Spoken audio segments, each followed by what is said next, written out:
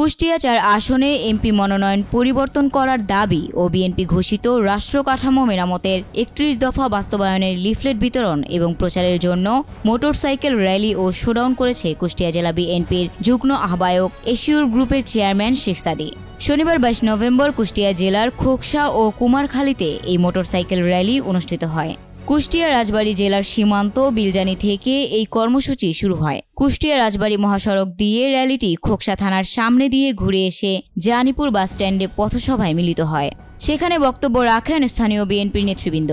এরপর কুমারখালীর বাসস্ট্যান্ড হয়ে প্রধান সড়ক দিয়ে শহরের কাজীপাড়ায় দ্বিতীয় পথসভা বক্তব্য রাখেন জনাব শেখ সাদী। অত্র র্যালিতে কয়েক হাজার মোটরসাইকেল, অটো, ট্রাক নিয়ে নেতাকর্মীরা অংশ নেয়।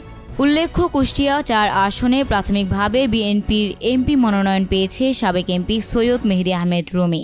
এই মনোনয়ন ঘোষণার পর থেকে কুমারখালী উপজেলা বিএনপির সভাপতি নুরুল ইসলাম আনসার প্রামাণিক ও শেখ সাদী গ্রুপের তৃণমূল নেতাকর্মীরা মনোনয়ন পরিবর্তন করার দাবিতে বিভিন্ন কর্মসূচি পালন করছে।